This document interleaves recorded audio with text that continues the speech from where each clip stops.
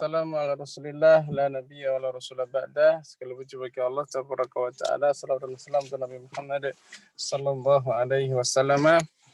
Kita masuk pembahasan kita, kita mencoba menelusuri ya cerita bagaimana Kiai Fatwani membuat buku ya. Jadi buku yang ada itu Ilmu Rasul Utsmani ini boleh saya katakan satu-satunya di Indonesia ya. Karena hari ini belum ada yang berani menulis Rasul Utsmani. Ya, saya berharap Ustazah Murni menjadi satu-satunya ustazah yang mengawali bisa menulis Rasul Utsmani. Gimana? Mengawali. Oke, ya, nggak apa-apa, sebisanya aja. Mungkin nulisnya itu yang global aja, yang mungkin lebih pendekatannya seperti Khilyatul Tilawah, yang umum saja. Ini nanti berapa halaman, berapa itu jangan tebal-tebal, kayaknya lebih bisa diterima oleh masyarakat Indonesia ya. Jadi kalau tebal-tebal itu hanya orang-orang tertentu yang mau. Kalau tipis biasanya banyak yang mau. Minimal memberikan pencerahan bahwa Rasul Utsmani itu gambarannya seperti ini loh gitu.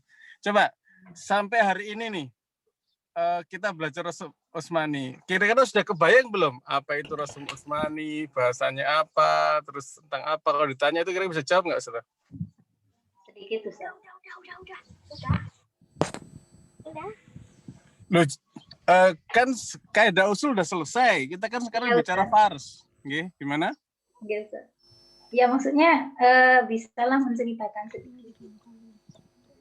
Tapi kalau mau detail ya memang harus buka buku dulu. Gambarannya tuh sudah mulai kebentuk. Baik, coba Ustazah misalnya nih 3 menit coba terangkan Ustazah tentang apa itu Rasul Utsmani. Coba Ustaz. Mungkin pertama yang dimaksud dengan rosem dulu. Jadi yang dimaksud rosem itu adalah tulisan yang dia dinamakan rosem karena setiap yang dituliskan itu akan menimbulkan jejak. Jadi rosem itu maknanya jejak. Nah, kemudian yang dimaksud dengan rosem Utsmani adalah rosem yang dituliskan sebagaimana di hadapan Rasulullah. Ini rosem yang sesuai dengan bukan sesuai, yang ditulis di masa Rasulullah dan kemudian di bentuk penulisannya itu disetujui di masa Khalifah Utsman bin Affan. Terus apa lagi ya? Kemudian pancing dulu, Ustaz. Apa lagi ya? Mabadi asrohnya, Ustaz. Mabadi asrohnya. Belum apa, Ustaz? Minimal lingkup bahasanya apa ya? Ya, pokok bahasan dalam Rasul Utsmani ada 6, yaitu hadaf, kemudian ziyadah, ibdal, qat'u wal waslu, faslu wal waslu, kemudian hamzah betul Ustaz? Iya, Hamzah dan qiraatan atau satu tulisan yang bisa dibaca dengan 2 qiraah. Kemudian hukum mempelajari ilmu Rasul Utsmani adalah fardhu kifayah. Jadi wajib dan dia akan menjadi gugur kalau sudah ada beberapa orang yang mempelajarinya dalam suatu wilayah tertentu. Terus apa lagi, Ustaz? Perbedaan antara mungkin ya? Iya, Rasul Utsmani dengan Rasul Imla'i apa bedanya? Oh iya. Sedangkan yang dimaksud dengan Rasul Imla'i adalah tulisan yang ditulis berdasarkan dengan bunyinya. Mungkin ada beberapa perbedaan. Jadi misalnya kayak fathah ada yang meskipun dia ada ada bunyinya tapi dalam Rosm Usmani tidak tertulis, atau sebaliknya dalam Rosm Usmani ada hurufnya atau ada hurufnya tapi tidak ada bunyinya. Tidak ada bunyi. Mana itu bahasanya? Ya, tidak dibunyikan. Tidak dibunyikan. Terus apa lagi? Udah cukup lah ya, alhamdulillah. Baik. Oke, lanjut. Kita hari ini judulnya Ilmu Rosm Usmani, bedah buku dari bukunya Kiai Dr. Ahmad Sultan LCMA ya. Sekali lagi ya, ini bukunya hasil dari diskusi dengan beliau. Beliau ingin menyempurnakan, ya artinya buku ini sebenarnya masih berupa draft, ya berupa coret-coretan, tapi ya sudah beliau terbitkan di masa dahulu ya. Tapi beliau tetap itu belum sempurna. Beliau pengen banyak hal ya yang diperbaiki. Makanya kalau kita bukunya ada coret-coretannya itu memang asli dari beliau ya. Dan bukunya hari ini berupa fotokopi ya. Tapi ala kulihal ilmu ini harus dikembangkan ya, dan potensi untuk bisa melahirkan karya-karya ilmiah yang lebih maksimal lagi itu masih terbentang luas. Ya, makanya Rosm Usmani itu betul-betul ilmu yang masih luas sekali untuk kita bisa selami. Ya, kalau sumber-sumber kitab-kitabnya sudah banyak ya. Hanya menuangkan ke dalam tulisan itu yang butuh kerja keras luar biasa. Nah, kita lihat di hari ini bagaimana kerja kerasnya Kiai Fatoni ya, sampai menghasilkan yang seperti ini ya, yang masih berupa draft tapi udah luar biasa menurut saya. Ya, tinggal penyempurnaannya ya butuh proses lagi ya. Baik, tapi sebelum itu PR. Ya, sebutkan kata dalam Al-Quran yang kadang menjadi isim, di tempat yang lain bisa menjadi fi'il ya. Kata ini sama persis, harokatnya juga sama ya. Tapi di satu tempat dia sebagai fi'il, di satu tempat dia sebagai isim. Ya. Ini hebatnya Quran ya, bahasa Arabnya itu bisa beragam peran. Ya. Terus soal PR yang kedua adalah apa perbedaan antara kata misro ya. Yang satu pakai alif, yang satu enggak.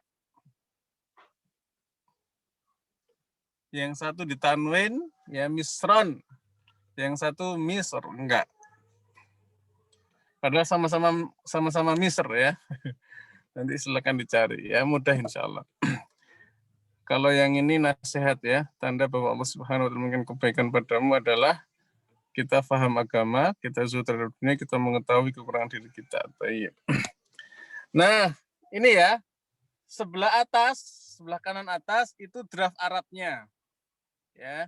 Sebelah bawah itu bagaimana Pak Kiai menuliskan. Ini kelihatan nggak?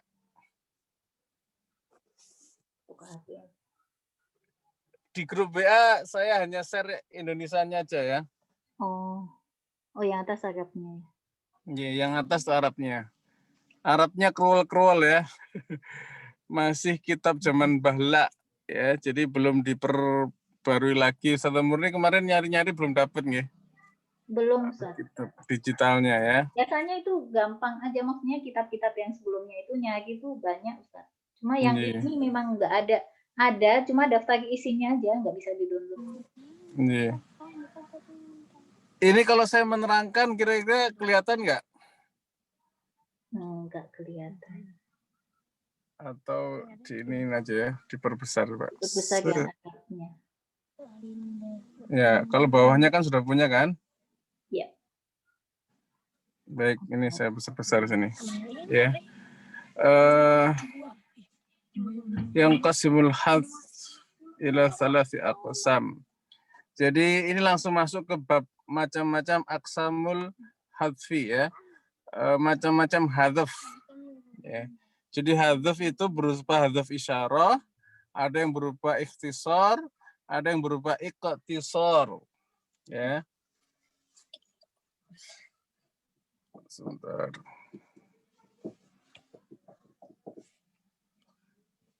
Maaf. Astagfirullah, malah lompat.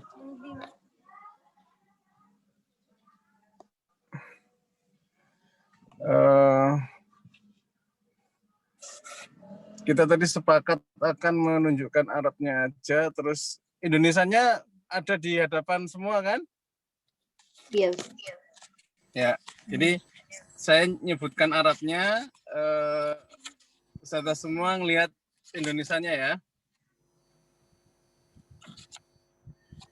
Nah, Pak Kiai di sini mengambil ya Aqsamul Hadzaf ini di buku beliau, ya macam-macam hadzaf. Beliau sebutkan ada 3. Pertama adalah hadzaf isyarah. Apa itu? Ayakun al-maksud bil hadzfi isyarah. Ya, bahwa tujuan dari menghadzaf adalah ada isyarat qiraatan ukhra ila qiraatin ukhra, ya. Ada bacaan yang lain fil kalimah di dalam kata tersebut. Wadzalika mishadzil alif fi kalimatai. Contoh adalah ada hadzaf alif di 2 kalimat di sini ya. Usara, kemudian tufaduhum. Fi qouli ta'ala, di firman Allah Subhanahu wa taala Al-Baqarah 85. Di terjemahnya nggak ada ya? Di terjemahnya nggak ada. Iya, jadi Pak Kiai belum mencantumkan itu ya. Makanya saya berharap Ustazah Murni bisa mempelajari kitab Arabnya dan bisa menyajikan lebih maksimal lagi gitu.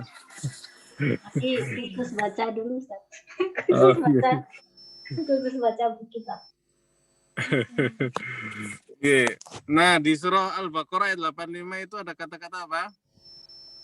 Iyatukum usaratu faduhum. Ya kan? Ini perlu ngeliat mushafnya enggak ya? Bisa.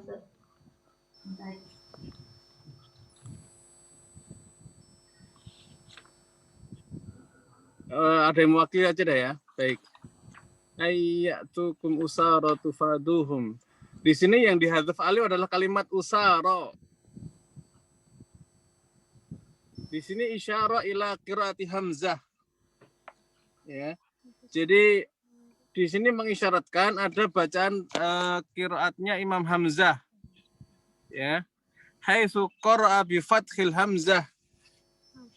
Ketika beliau memfathahkan hamzah.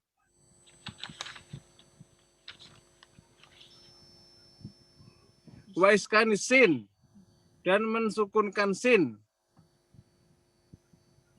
Wa hadful alif ba'daha, dan menghadzaf alif setelahnya. Jadi kalau Imam Hamzah bacanya apa? Hamzahnya fathah, as sinnya kasroh, ya. Kemudian alifnya hilang menjadi asro.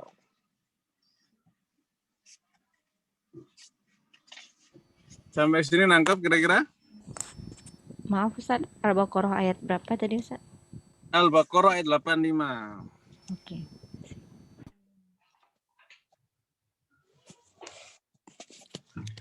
Coba ini ya, kita bareng-bareng aja deh biar enak. Al-Baqarah ayat 85.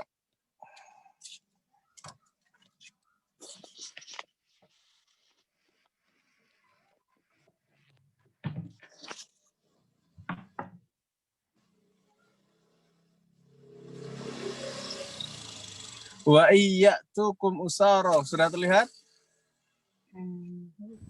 Sudah Ustaz. Ye, usara di situ kan tulisannya kita pakai coret-coretan aja. Supaya kita tahu ya, tujuan menghadzaf itu nggak sembarangan gitu loh.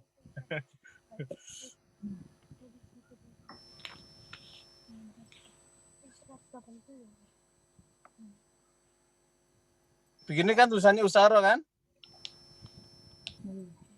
Ya, Ustaz. Usaro. Di sini mushaf kita tengah-tengah ya tanda bacanya usaro. Ini kan usaro. Ya. Kenapa dia dihadzaf alifnya? Ini kan hadzaf alif ya. Kenapa? Harusnya kan kalau mau ikut rasam imla'i usaro gini kan? Nah, Ya. ini rasam apa? Imla'i. Rasam imla'i. Ya.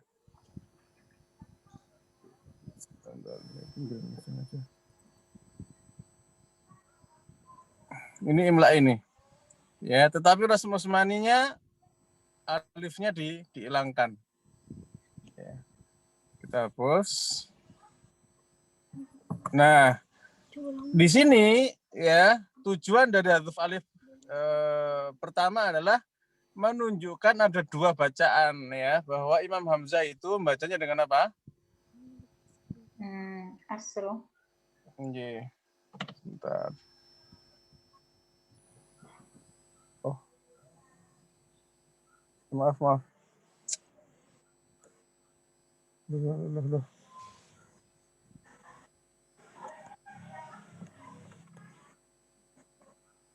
Kok begini?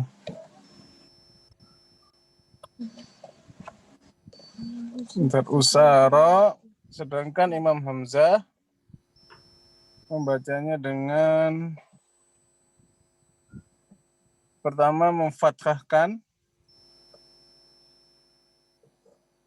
as, mensukunkan sin, menghilangkan alif. Asro gini. Ya. Jadi usara itu dihilangkan alifnya karena isyarat ada bacaan yang lain Imam Hamzah yaitu dibaca dengan asro. Ya. Sampai sini nangkep mudah-mudahan ya. Usara wa iyyatukum usara tufaduhum. Itu bacaan kita. Kalau Imam Hamzah wa iyyatukum asra tufaduhum dan seterusnya. Ya. Di kalimat asra beda dengan Hafs dengan Imam Hamzah. Ya. Begitu juga dengan tufaduhum. Ya, kita lihat Arabnya tadi. Nah, kalimat tufaduhum itu juga sama.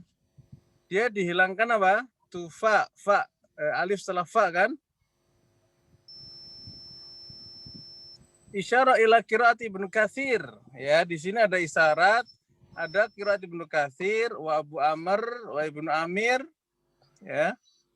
Wa Hamzah, wa Khallaf, haitsu qara'u bi fathit ta. Ya. Dengan menfathahkan ta wa sukunil fa dan mensukunkan fa wa khadzf al alif dan menghilangkan alif. Ya kan? Maka tufaduhum dibaca dengan apa? Tafduhum. Jangan takut benar Ustazah. Yang kenceng aja. Tafduhum. Begitu ya? Tafduhum. Betul? Ya, tafduhum. Memfathahkan ta, Angkat, mensukunkan masukkan. fa, menghilangkan alif. Tafduhum. Ya. Nah, mulai dari sini nangkep ya, tujuan dari hadzaf alif itu apa? Untuk menampung dua qiraat. Oke, untuk menampung dua qiraat. Sama dengan Malik Yaumiddin kemarin kan? Oke, ya. Jadi hadzaf alif itu ada tujuannya. Oke. Sekarang yang kedua. Maaf Ustaz, jadi yang tafduhun itu alifnya tidak ada ya Ustaz? Nggak ada. Iya, nggak ada. Ta, fa, dal, waw, ha, dan mim. Iya. Oh, oke. Mau kita bahas atau sudah jelas itu? Sudah Ustaz. Cukup lah ya. Ya, cukup. Nanti banyak. Ya, Ya, contohnya banyak nanti pokoknya. Satu aja cukup lah mewakili ya. Baik. Nah, berikutnya yang kedua adalah hadzful ikhtisar. Ya, Wadzalika mishadul alif fi kulli jama' mudzakkar salim. Ya. Tujuannya cuma meringkas doang. Jadi bukan berarti setiap huruf alif pasti apa? Pasti qiraatan. Enggak. Ya. Huruf alif ada yang tujuannya untuk meringkas saja. Itu sering terjadi di jamak mudzakkar salim dan yang menyerupainya, jamak muannas salim, yang lain-lain. Ya. Itlam yaqa badal alif tasdid. Ya. Beda nanti kalau setelah alif tasdid. Au hamzah mubasyarain ataupun hamzah, ya. Jadi setelah alif ada tasdid atau hamzah, nanti alifnya tetap ada, ya. Nah, contoh yang dihadzaf dalam rangka ikhtisar untuk ringkasan adalah al-alamin, ya, kemarin ya, wal hafidhin was-shadiqin. Nah, itu dihadzaf alif tujuannya untuk apa? Meringkas. Nah, clear ya, nomor 2. Nomor 3, hadzaf iqtisar. Wadzalika ka'anna yardu al-hadzf fil kalimah bi ainiha duna nadhairuha fi kullil Qur'anil Karim. Jadi dihadzaf dalam satu kata karena ada ainnya, ya, tanpa melihat sebab-sebab di dalam kata-kata Quran. Wadzalika mishadaf fi kalimah mi'ad, ya, karena ada tujuan tertentu, ya. Misalnya di kalimat mi'ad yang kemarin kita bahas, ya, walau tawa'atum lakhtalaftum fil mi'ad, ya. Kalau mi'adnya siapa? Manusia hadzaf alif, ya. Giliran mi'atnya janji Allah Subhanahu wa taala pakai apa? Isbat alif. Ya. Dan ini banyak. Di Anfal la ghair wa isbatil alif fi baqiyah mawadhi fil Qur'an Karim wa mislu hadha hadful alif al-qahhar fi surah Ar-Ra'd faqat inda Abi Daud wa hakadha, ya. Juga nanti ada al-qahhar. Nah, kalau diterjemahkan hanya disebutkan apa? Mi'at saja, ya. Yang Ar-Ra'd 2 itu berapa, Ustaz? Yang mana? Yang contoh yang kedua, yang bukan mi'at. Yang qahhar maksudnya? Iya. Oh. Di surah Ar-Ra'd ayat 16.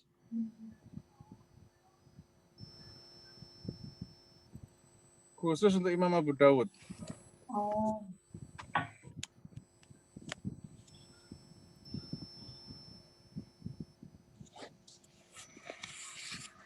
Ya, jadi beda ya. Pak Kiai menyebutkan contoh itu terbatas. Okay. Kalau mau merujuk kitab aslinya, sebenarnya bisa diperluas.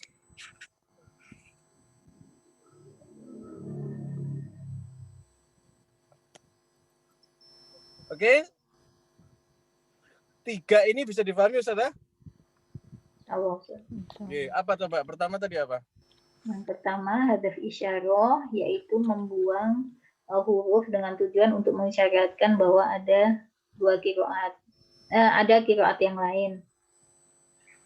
Contohnya tadi usaro dan tufadun. Usaro di qiraat lain dibaca dengan asro. Tufadun di qiraat Ibnu Katsir. Tufaduhum. Tufaduhum di qiraat Ibnu Katsir dan beberapa qiraat lain dibaca dengan tafduhum. Kemudian yang kedua, hadzaf ikhtisar, menghilangkan huruf dengan tujuan untuk meringkas. Biasanya terjadi pada jamak mudzakkar salim dan yang semisal, misalnya jamak muannas salim. Terus apa lagi tadi? Itulah. Contohnya misalnya as-shadiqun, kemudian muslimatun, itu. Kecuali apabila setelah alif ada tasdid atau hamzah, maka tidak dihadzaf. Ini ada Ya. satu lagi nggak Ustaz tadi? Tasdid hamzah satu lagi atau cuma dua? Dua saja. Dua saja. Iya. Kemudian yang ketiga hadzaf. Sebentar. Kecuali tadi apa? Kecuali setelahnya ada apa? Ada tasdid Tasdid hamzah. atau hamzah. Iya. Nanti Ustazah, jangan heran kalau ketemu dia ada tasdid, dia ada hamzah, tapi tetap hilang alifnya. Ya, jadi pengecualiannya nanti ada pengecualian. Ya, ini masih umum, masih level 1 lah ya. Oke, lanjut nomor 3 silakan. Nomor 3 hadzaf iktisor, yaitu hadzaf pada satu kata tertentu saja, sedangkan satu kata pada ayat tertentu saja, sedangkan di ayat lain tidak dihadzaf. Contohnya di surat Al-Anfal ayat 42. Apa tadi contohnya? Belum bisa. Oh, mi'at ya. Nggih. Mi'at dihadzaf, sedangkan di ayat lain tidak dihadzaf. Dan contoh yang lain di surat Ar-Ra'd ayat 16 Kohad. Ini yang dihadzaf hanya di tempat itu saja, yang lain enggak. Khusus untuk Imam Abu Daud.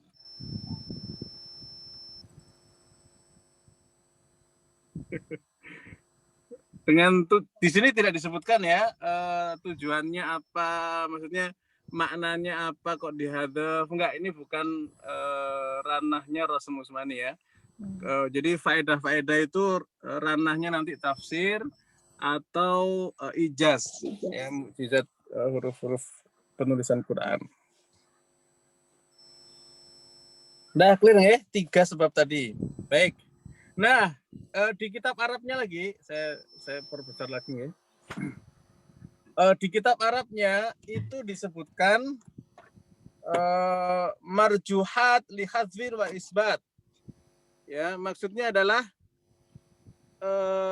bagaimana caranya kita tahu ini dihadzaf atau tidak, itu harus ada tarjihnya.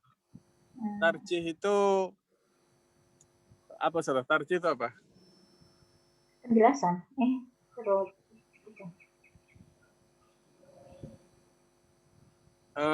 di antara dua pendapat yang rojih ini kan gitu sering kita. Gitu, yang berarti yang lebih kuat. Nggih ya. Ini ada yang kualitas ya Pak. Nggih, antara hadzaf dan isbat selalu ada tarjihnya. Ya. Terkadang yang satu di isbat sendirian. Ya.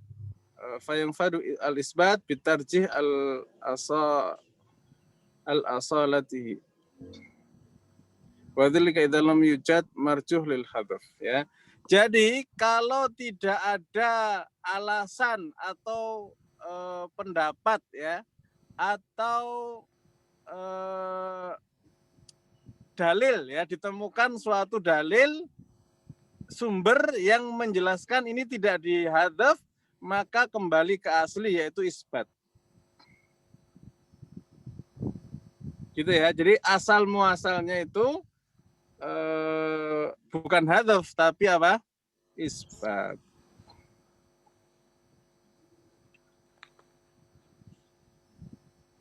Wa yanfa'ul hadzaf bi tarjihihi idza kana yufhamu min al-hadzaf al-isyara ila qira'atin ukhra, ya. Dan terkadang ada yang dihadzaf secara sendirian dengan tarjihnya, ya, jika difahami di situ ada petunjuk terhadap qiraat yang lain fil kalimah, dalam satu kalimat.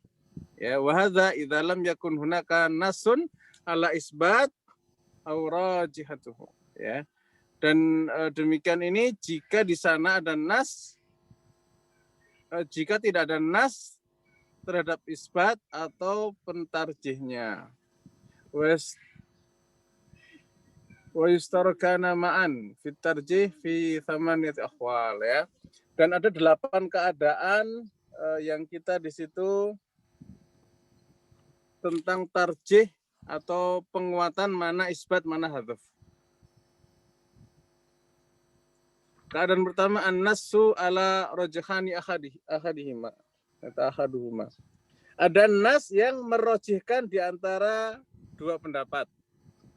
Jadi pendapat ini bukan pendapat ra'yu ya, bukan pendapat saya ini enggak, tapi pendapat karena ada orang yang pernah meneliti mushaf, ya ada ulama pernah meneliti mushaf induk ya yang dikirim ke beberapa kota itu, terus mengeluarkan pendapat. Jadi pendapat bukan asal-asal ngomong ya, pendapat karena suatu penelitian, ya. Dan ketika pendapat tersebut disampaikan, terus ada lain yang berpendapat, nah di situ kan perlu tarjih kan, ya maka terkadang ada nas yang merojihkan salah satunya, gitu. Keadaan kedua adalah auna binasin ahadus syaikhan atau ahadis syaikhan. Terkadang dengan menyebutkan salah satu pendapat dua syekh, yaitu siapa? Abu Amr Ad-Dani atau Imam Abu Dawud. Ya, ala ikhtatarfain ma'asukutil akhar, ya. Alladhi yaqtadhi khilaf. Jadi syekh satu berpendapat A. Ya. Misalnya Abu Dawud berpendapat A. Abu Amr Ad-Dani diam, tidak membahas. Ya sudah. Ya. Berarti nas di situ adalah salah satu dari pendapat dua syekh ini.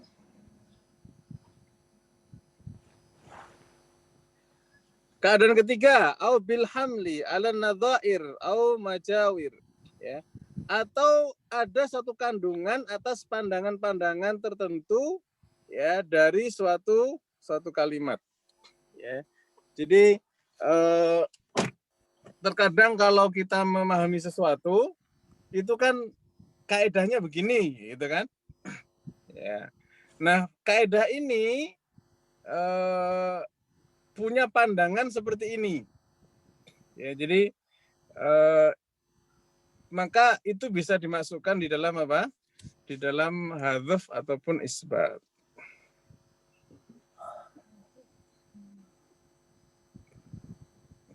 Yang keempat, iktisar ahadus syuyukh ala ihdahima wa hikayatul akhar al-khilaf, ya.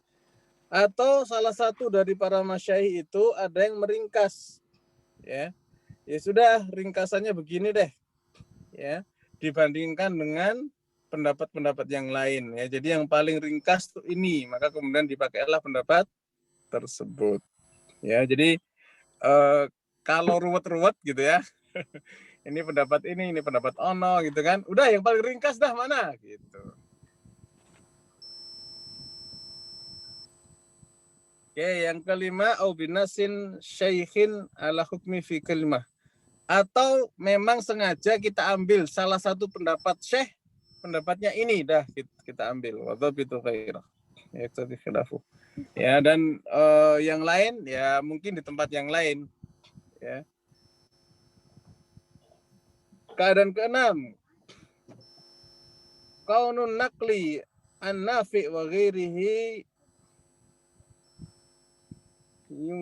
yunaqilu khilafahu, ya.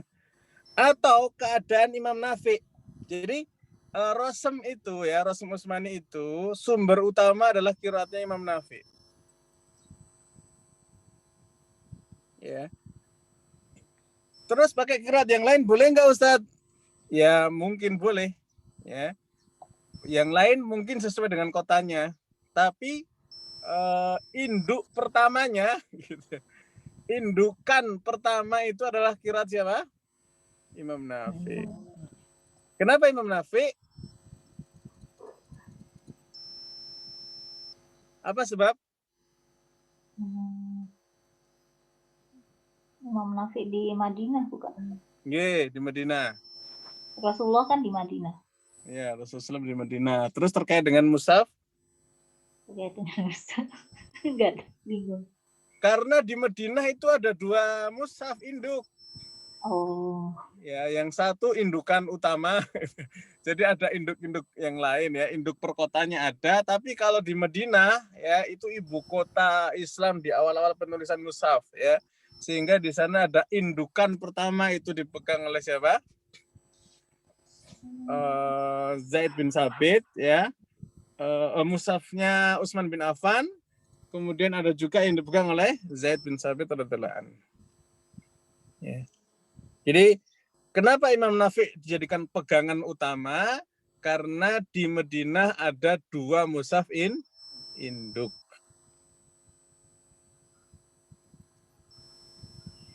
Yang ke-7, kaunuhu fil masahif al-Madinah inda mukhalafati ghairiha.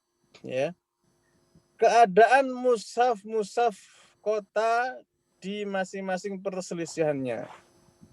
Ya. Jadi terkadang Al-Madaniyah ini ya, bukan Al-Madinah, Al-Madaniyah. Terkadang diambil dari mushaf salah satu kota, udah cukup. Ya, itu sudah bisa dikatakan Rosem Utsmani. Keadaan yang 8, kaunuhu fi aktsaril masahif, ya. Diambil dari apa? Yang mana yang paling mayoritas, yang paling banyak pendapatnya itu mushaf yang penulisan yang mana di antara mushaf-mushaf yang sudah banyak beredar tersebut. Nah, kira-kira Ustaz Murni bisa menerjemahkan dengan lebih baik.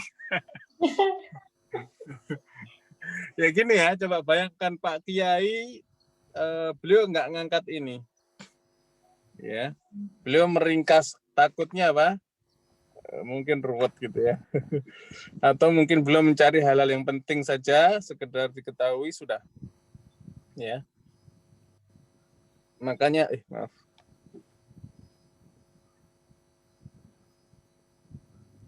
Ya, makanya diterjemah itu nggak disampaikan hal-hal seperti ini.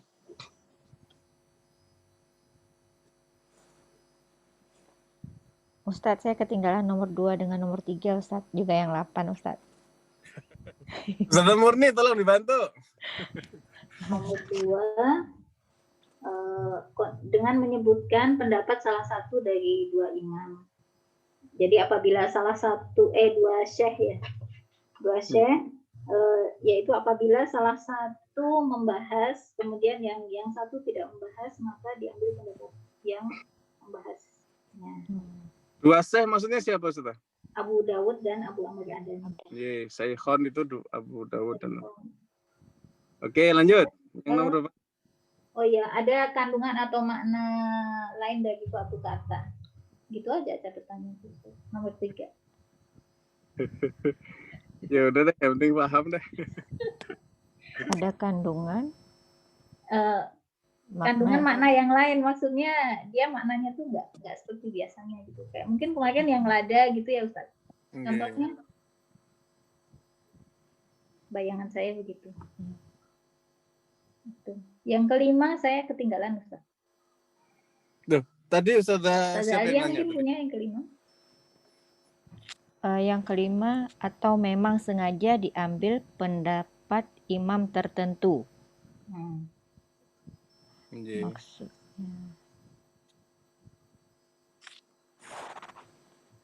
Kalau yang 8 diambil dari yang mana yang dianggap yang paling mayoritas. Oke. Mayoritas mushaf ya. Jadi ada pendapat sosok ulamanya, ada pendapat mushafnya. Pendapat mushaf itu seperti apa? Pendapat mushaf itu jadi mushafnya hari ini mungkin bisa jadi nggak ada, atau adanya cuma replika, ya. Tapi sudah ada satu kitab yang menerangkan bahwasannya ini tuh begini, itu begini, itu begini ya, kaidah-kaidahnya udah dibikin gitu kan. Nah, itulah kemudian yang dijadikan rujukan.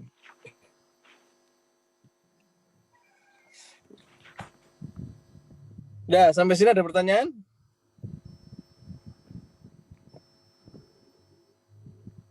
Yang merajihkan tadi yang menguatkan ya Ustaz?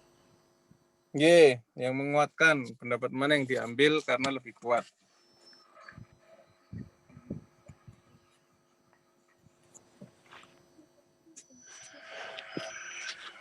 Oke, lanjut ya.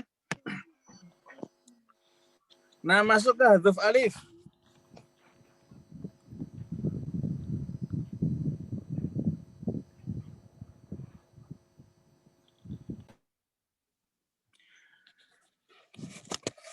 bab paling banyak itu hadaf alif ya. Bahkan kalau di bukunya Kiai Fatwan itu dibahas dari Al-Fatihah sampai An-Nas. Oke. Itu di halaman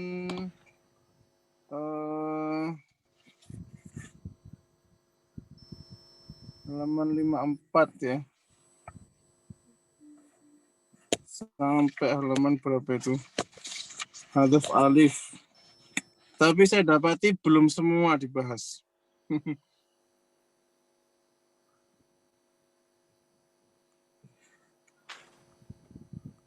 Ya, jadi Pak Kiai sendiri pernah cerita, mushaf kita, mushaf Indonesia, termasuk mushaf Timur Tengah, itu masih mungkin ada koreksi, kata beliau begitu. Ya. Jadi jangan jangan apa namanya, jangan apa ya bahasanya, jangan kaget kalau nanti ada revisi, gitu ya. Itu biasa kalau untuk orang apa? Orang Rasul Utsmani ya. Peneliti Rasul Utsmani bisa jadi protes, bisa jadi. Ya. Oke, masuk ya di bab hadaf alif. Nah, hadaf alif ini ada beberapa dikatakan di sini waqad kusimat al-kalam fi hadzal bab ila qismain, usulun wa farshun. Ya. Jadi dalam masalah hadaf alif ini ada dua bagian pokok. Yang pertama usul. Yang kedua farsh. Apa itu usul? Wahia al-qawaid al-amah allati yakunu al-hukmu fiha muttaridan fi jamil Qur'anil Karim. Ya. Yaitu isinya kalau usul itu kaidah-kaidah. Ya. Jadi kalau usul isinya kaidah-kaidah seperti apa? Membuang alif di kondisi begini dan itu berulang-ulang ya di semua Quran, lafaz-lafaz semua Quran ya. Adapun al-faras, apa itu faras? Bahwa ibaratun anil kalimati allati warada al-hukmu fiha khasan bi kalimatin muayyanah.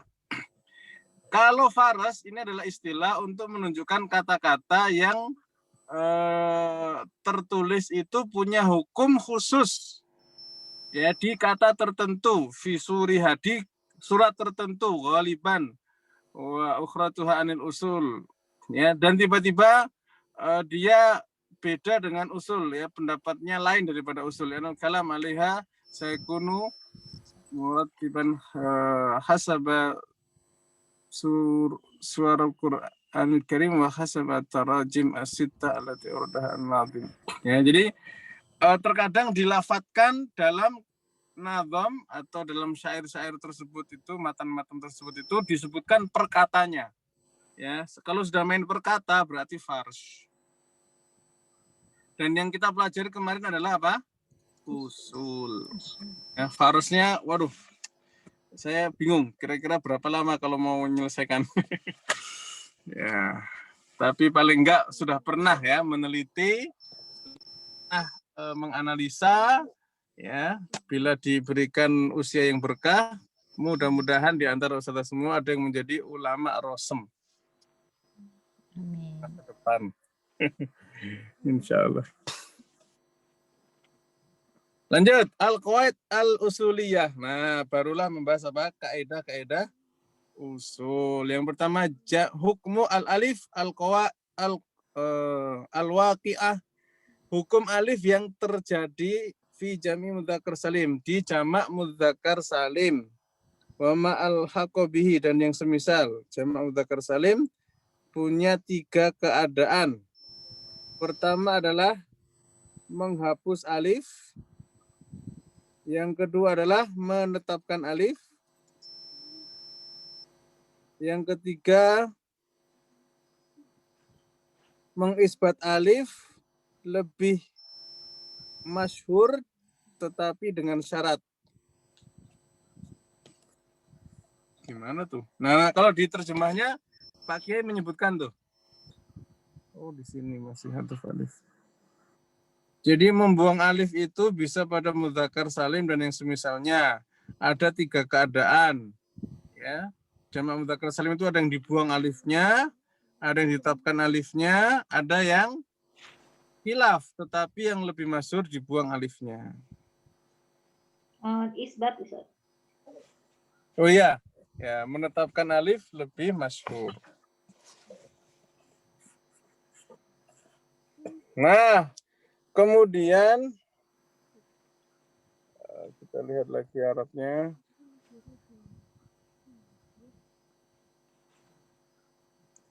Al-halah al-ula. Ya, keadaan pertama tuhdafu alifu bisyartin. Menghilangkan alif dengan syarat. Ya, jadi syarat menghilangkan alif itu enggak sembarangan, ya. Yaitu dia yatakarrar yatakarrir. Dia diulang-ulang. Wuku'uhu fil Qur'an Karim. Kejadiannya di dalam Quran. Ya. Wahada fil aghlab. Ini mayoritasnya keadaannya seperti itu. Allah yakabatul alif tasdid atau hamzah mubasyar. Ya, kecuali setelah alif itu ada tasdid ataupun hamzah secara langsung. Ya. Misalnya adalah yang sesuai dengan syarat-syaratnya ini kalimat shodiqin, bil kafirin, khalidun, semuanya itu alifnya dibuang. Kenapa alifnya dibuang? Apa tadi, Ustaz? Ringkas. Untuk meringkas. Syaratnya apa dibuang? Syaratnya dibuang disebutkan dalam Al-Quran dengan berulang dan setelah alif tidak ada tasdid atau hamzah. Nah, sudah ya. Jadi sudah melihat bagaimana Pak Kiai menerjemahkan ya. Contohnya banyak itu.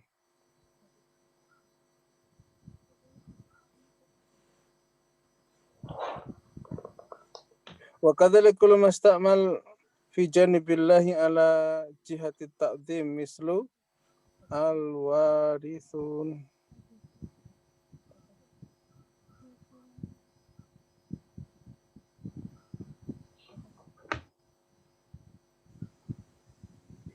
Nah, terkadang ada yang alifnya ditetapkan karena untuk mengagungkan.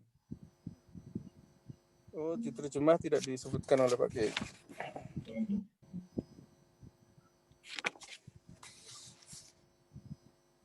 Wa inna lahafidun.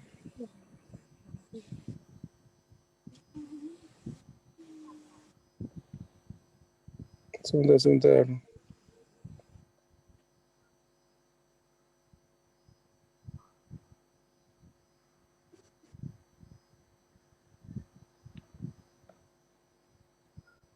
ومن فعل بين نشرت مذكر المذكور غير متح.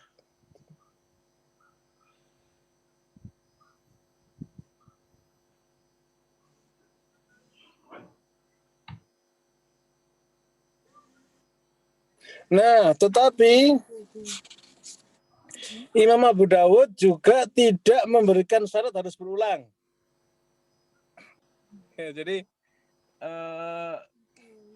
kalau berulang-ulang sepakat semuanya dihadzaf. Tapi kalau nggak berulang, hanya Imam Abu Dawud saja yang apa? Membuang alif. Yang menghadzaf alif. Jadi kemarin kita lihat ya, kenapa di dalam Mushaf Timur Tengah lebih banyak hadzaf alif dibandingkan Mushaf Indonesia? Apa jawabannya? Karena Abu Daud membuang alif pada lafaz yang tidak berulang. Yeah. Padahal syarat utamanya apa? Berulang minimal. Berulang. Yeah. Dah, clear ya? Imam Abu Daud yang Rasam Osmani ya Ustaz. Semua Rasul Osmani. Yang Timur. Iya. Ini pertanyaannya ini. Amru Abdani yang Mushaf Indonesia. Abu Amr Adani Indonesia, Abu Dawud Timur Tengah. Makanya kemarin yang sudah kita kerjakan kemarin kan?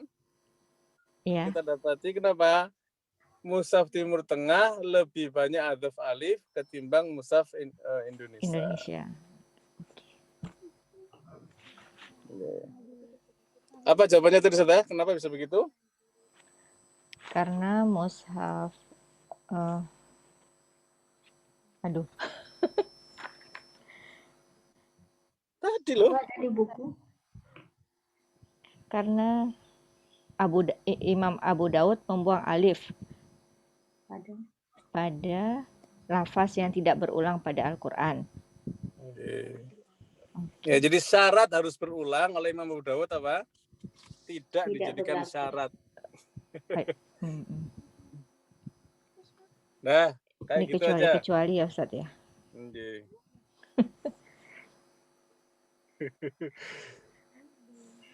Oke. Nah, ini panjang nih ya pendapatnya kenapa Imam Abu Dawud kayak begitu gitu kan.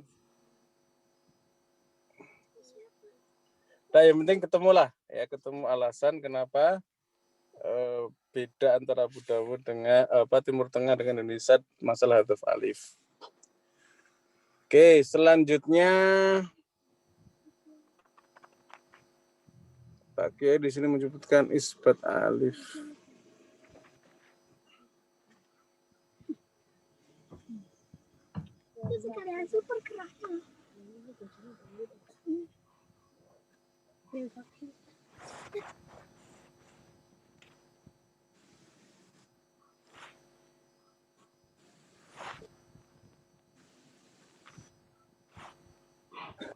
Hukum jamak muannas salim, langsung masuk ke jamak muannas salim.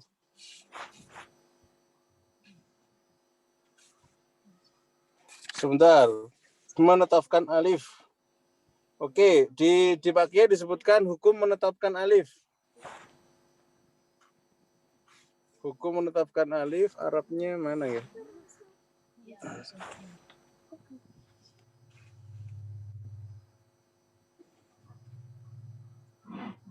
Oh, ini nih, kedua. Maaf. Al-hal atsaniyah. Tusbitu alifuhu, ditetapkan alifnya. Idza waqa ba'daha tasydid, ya. Jadi alif itu hanya akan ditetapkan jika setelahnya apa? Ada Tasydid. tasdid atau Mubasyarah. Secara langsung, bittifaq, semua sepakat. Mislu ad-dallin wa ma hum bidorrin. As-safun ad-dallun. Nah, kalau tasdidnya nggak langsung bagaimana?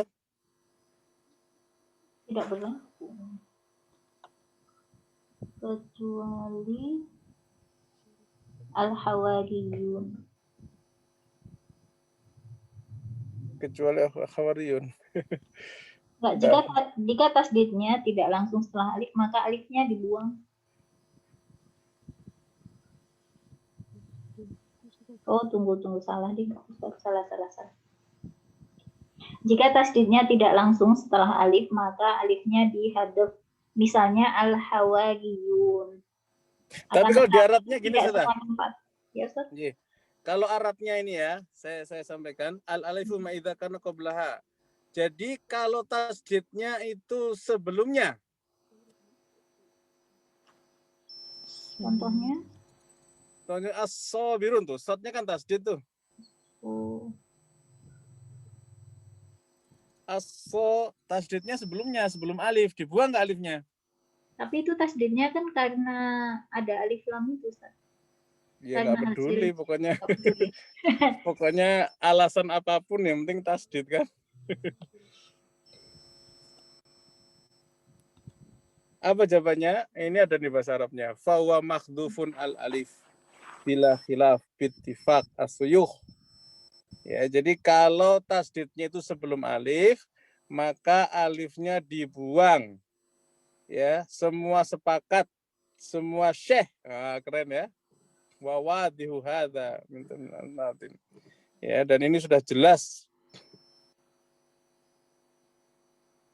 Adapun tasdidnya terjadi setelah alif, tapi nggak langsung, contohnya khawariyin, nah baru masuk khawariyin. Jadi Pak Kiai di sini tidak menyebutkan sidah tasdid yang sebelum apa? Sebelum alif. Sebelum alif. Kalau alifnya sebelum, maka alifnya dibuang. Karena mungkin sudah termasuk kaidah yang usul, Ustaz. Nggih, tapi di Arabnya kan tetap dibahas. Nggih. Udah masuk sih di kaidah usul. Iya, kalau jamak mana salim. Nggih, jadi Pak Kiai udah dianggap udah sama aja lah gitu.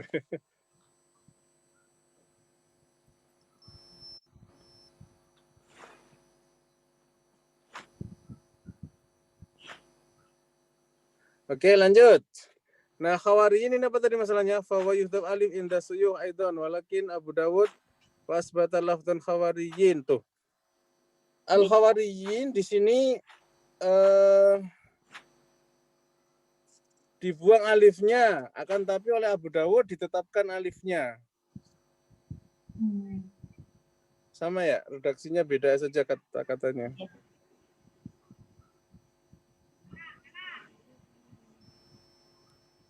Yeah.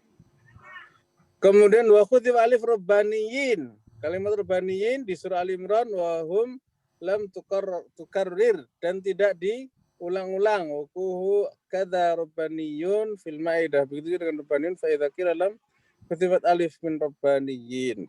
Ya. Saya bingung Ustaz. Jadi robbaniyin di sini dihilangkan alifnya oleh Imam Abu Dawud.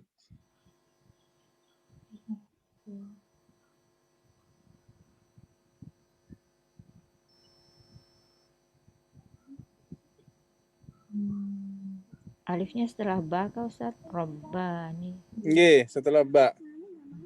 Ini perdebatannya seru ini. Wa khutifa alif Rabbaniyin bi Ali Imran wa huwa lam tukarrir rukuhu kakata Rabbaniyun fil Maidah. Fa in qila lam khudifat alif min Rabbaniyin ma'anal al-illah mawjudah fiha ay al-illah allati min ajliha usbita alif al-khawariyin wal jawab anna Rabbaniyin aksar hurufan. Terkadang alasan dari menghapus alif adalah kalimat Rabbani itu sudah terlalu banyak hurufnya. Ada ro, ada ba, ada nun, apa? Rabbaniyin. Ro, ba, alif, nun, ya-nya double, nun lagi, ada berapa huruf, Ustaz? 1, 2, 3, 4, 5. Coba ba-nya saja tasdid, ya-nya Ada tasdid dua. double. 1, 2, 3, 4, 5, 6, 7, 8, 9. Ya. Jadi lebih populer apa? Dibuang alifnya dalam rangka apa? Meringkas. Ya, jadi ada istilah kayak gitu ya.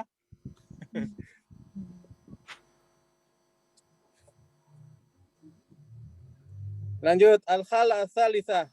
Keadaan ketiga yakunu isbat asyhur.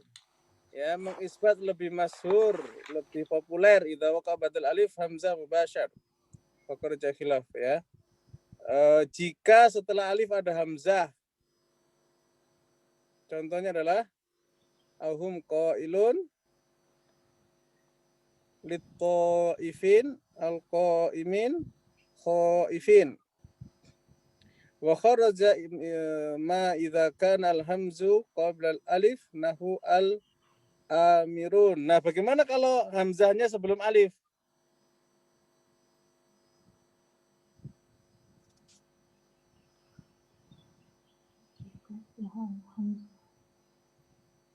Halo, halo. Ya, Ustaz. Oh, enggak ada di sini. Sebelum alif mad badal bukan Ustaz? Nggih, jatuhnya mad badal. Alifnya hilang enggak? Enggak Ada. Ada. Ada. Tapi hamzahnya enggak punya rumah. Ya. Resikonya apa? Kalau alifnya ditulis, hamzahnya enggak punya apa? Punya rumah. Enggak punya rumah. Taruh di depannya gitu. Tapi kalau mushaf Indonesia beda Ustaz penulisannya. Ye, mushaf Indonesia enggak peduli. Enggak peduli. Enggak peduli. Berarti Ya, alif. oh tetap ada rumahnya. Alif enggak ada hamzahnya. Oh. cukup diberikan tanda fathah berdiri gitu doang. Oh, oke. Berarti bukan mat badal ya Ustaz? Mat badal. Mat badal tapi nggak ada hamzahnya. Enggak ada gambar Hamzah. Oh, oke. Iya. Baik Ustaz. Ini penting ini, coba ya kita atau dilihat aja di ayatnya. Apa sih misalnya kalimatnya adalah Ayat al-amiruna aminina 15 itu Al-Fatih ayat 67. Tapi saya kebayang deh, gini aja deh. Aminina, kita pakai aminina ya.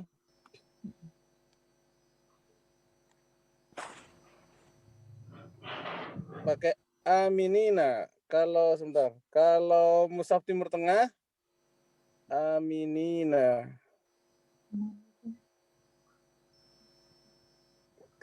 Semua sama ya, rosemnya sama. Kalau mushaf Timur Tengah gini kan, aminina. Ya, kalau Indonesia gimana? nggak ada Hamzah sukunnya. nggak, Ya, dia langsung apa? baris berdiri. Gini. Fathah berdiri. Ya, lebih enak mana? Lebih enak. Kalau saya Tergantung biasa baca kebiasaan, Ustaz. yang Timur Tengah. Lebih enak kebiasaan ya. Kalau lama Indonesia ribet bikin hamzah, mending langsung aja fathah berdiri beres. Gitu ya. Iya, Ya, kalau dah. mushaf Indonesia harus hafal tajwidnya Ustaz.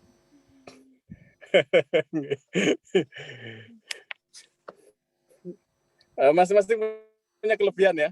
Iya. Kalau bicara keilmiahan, kita lebih suka mushaf Timur Tengah. Tapi kalau bicara rasa wakaf ibtidanya ya, rasa maknanya itu lebih enak Indonesia. Mushaf Indonesia ya. Jadi kalau saya misalnya dalam rangka baca apa nih? Kalau bacanya dalam rangka tadabbur, saya lebih suka Indonesia. Ya, sebab Timur Tengah itu nggak jelas wakaf ibtidanya itu harus ya? Kenapa? Nggak jelas gitu wakaf ibtidanya Ustaz. Dzauqnya, Ayatnya perasaan panjang. nggih, panjang-panjang dan rasanya itu nggak seenak wakaf ibtidanya Indonesia. Oke, baik Ustaz. Ini masing-masing harus tahu lebih kurangnya ya. Nggak semuanya lebih, semuanya bagus ya. Tapi yang satu lebih bagus dalam hal ini, yang satu lebih bagus dalam hal ini. Iya. Nggih, sampai sini sudah mulai nangkep nggih. Bagaimana Pak Kiai itu sudah berusaha sungguh-sungguh menerjemahkan ke bahasa Indonesia ya. Supaya kita punya rambu-rambu dalam memahami Rasul Usmani.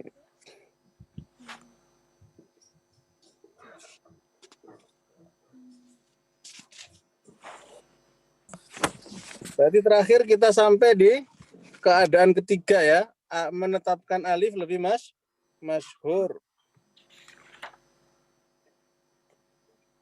Sebentar. Menetapkan dengan isbat lah ini Ustaz. Sama, isbat itu menetapkan. Berarti nomor 2 dengan nomor 3 lebih kurang sama. Beda. Nomor 2 dengan nomor 3. Yang pertama kan menghazaf alif. Okay. Yang kedua menetapkan atau isbat alif. Okay. Yang ketiga menetapkan alif lebih masyhur. Ya, karena ada khilaf. Kalau yang Okay. pertama dan kedua itu sepakat. Oh, iya. Okay, kalau yang ketiga ada khilaf.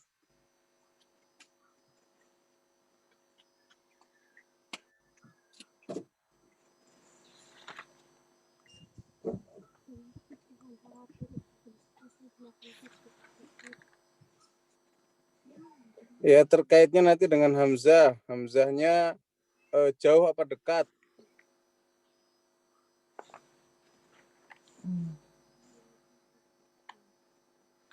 Famaliun. Yang terkait dengan hamzah yang mana Ustaz? Yang nomor 2 apa yang nomor 3?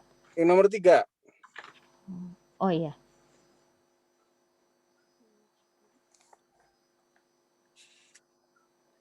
Kalau hamzahnya dekat, itu menetapkan alif lebih masyhur. Kalau hamzahnya jauh, Dibuang. alifnya dibuang. Tapi ada rincian minal khotiin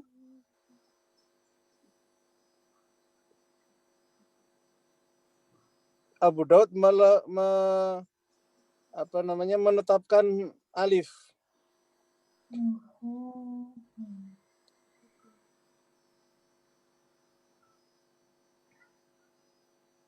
Padahal nggak langsung.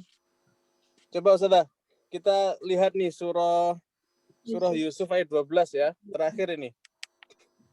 Surah Yusuf ayat 12. Ayat 29. Ustaz. Iya, surah Yusuf surah ke-12 ya, ayat 29.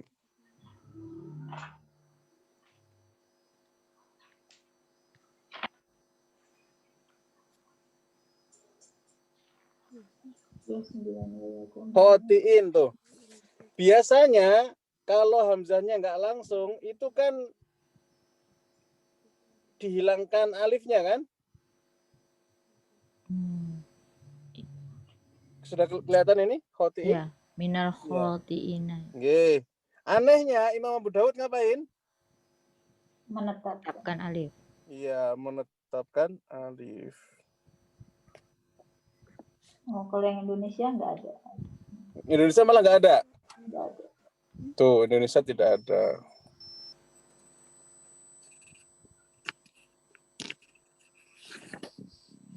Nah, semacam itu ya. Jadi nanti nggak semua lafaz itu lebih dihilangkan oleh siapa? Oleh Abu Daud. Abu Daud. Terkadang Imam Abu Daud menetapkan alif, sementara Abu Amr Adani menghilangkan alif. Tapi sedikit, ya, kasuistik. Contohnya dia apa? Minal khotiin.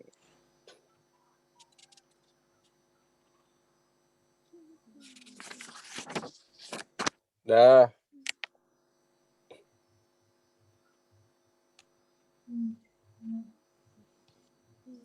Kesimpulannya apa? Kesimpulannya Rosem Usmani itu unik. Jadi nggak bisa kita langsung hukumin selalu begini, nggak. Di satu kasus ada begini, satu kasus ada begitu. Baik, sampai sini ada pertanyaan sudah? Ustadz, perbedaan antara dua imam itu penyebabnya dulunya tuh gimana Ustadz? Apakah karena melihat dari mushaf yang berbeda gitu? Yeah. Pertama, beliau ini kan guru dan murid. Jadi Imam Abu Daud itu muridnya Imam Abu Amr Ad-Dani. Okay. Nah, murid terkadang nggak terima dengan pendapatnya guru. Maka beliau meneliti lagi, mencari kitab-kitab lagi ya, mencari referensi-referensi yang lain gitu kan. Setelah khatam belajar dengan Imam Abu Amr Ad-Dani, beliau mencari lagi ya. Dan pencarian itu menghasilkan perbedaan-perbedaan pendapat antara Imam Abu Amr Ad-Dani dengan Imam Abu Daud. Ya. Abu Amru ya, Kenapa? Abu Amru Abdani. Tulisannya Amru tapi bacanya Amr. Oke. Yeah, tulisannya Amru. Abu Amr. Yeah. Jadi pendapat mana yang lebih tepat? Kira-kira jawabannya apa, Saudara? Wallahu a'lam. Ya, semuanya tepat, semuanya punya alasan gitu. Sama kalau kita ditanya, coba Imam siapa?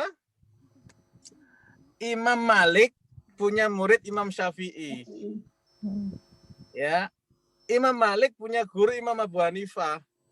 Jadi pertama gurunya itu Imam Abu Hanifah, setelah itu Imam Malik punya murid Imam Syafi'i punya murid Imam Ahmad bin Hambal. Keempat imam beda semua. Terus ditanya, Ustadz, yang lebih benar yang mana? Jawabannya apa ya? Sesuai wilayahnya. Indonesia lebih cocok Imam Syafi'i ya. Mekah, Madinah, kalau dulu Madinah itu lebih cocok Imam Malik. Ya. Afghanistan dan yang lain Imam Abu Hanifah ya, masing-masing wilayah punya karakteristik sendiri. Begitu juga dengan Imam Abu Amr Ad-Dani dan Imam Abu Dawud. Ya, Imam Abu Amr Ad-Dani mungkin meneliti sebagian mushaf. Imam Abu Dawud meneliti juga mushaf yang lain gitu. Mudah-mudahan menangkap sesuatu. Insyaallah. Baik, ada lagi pertanyaan saya terakhir? Kalau enggak kita akhiri. Mungkin perlu dijelaskan mengenai khot, Ustaz. Kadang masih agak bingung gitu. Mengenai apa? Khot? Iya, kan khot Usman Toha misalnya gitu kan. Atau kemarin sempat lihat ada iklan Al-Quran yang khot, dia standar Indonesia tapi khotnya Bombay. Khot itu ada menyandarkan jenis seni tulisan, misalnya khot rid'ah gitu kan, ada khot kufi, itu jenis tulisan, ada yang lurus-lurus, ada yang belok-belok, ada yang rapi gitu kan. Nah, ada khot yang disandarkan kepada orang maupun kota maupun bentuk, ya, sehingga bingung juga kalau membahas khot itu lebar lagi ilmunya. Tapi enggak apa-apa, kapan-kapan nanti kita pelajari ya bagaimana khot mempengaruhi Quran, zaman-zaman Quran ya.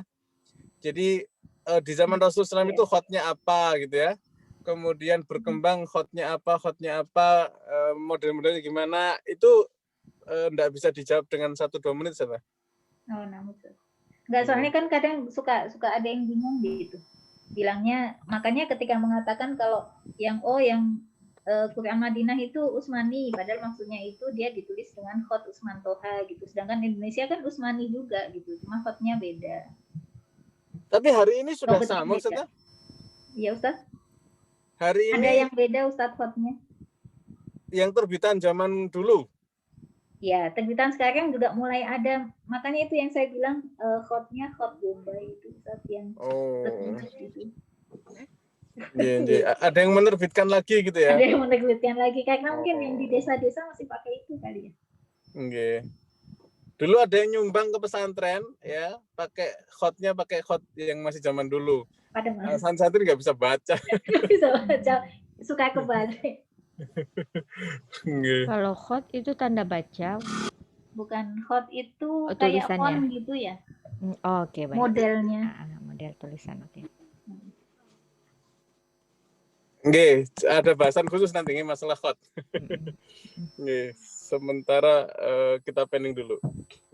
Cukup sedang ya, kita akhiri dulu sampai ini dulu. Ya, mudah-mudahan bisa melapangkan dada untuk semakin sungguh-sungguh di dalam belajar ilmu Quran, dan Allah angkat segala yang mungkin masih bingung dan diberikan penjelasan yang mendalam sehingga bisa semakin cinta dengan Al-Quran dan dapat pahala yang besar dari Allah Subhanahu wa taala. Wa akhiru da'wana alhamdulillah. Assalamualaikum warahmatullahi wabarakatuh. Waalaikumsalam. Terima kasih, Ustaz.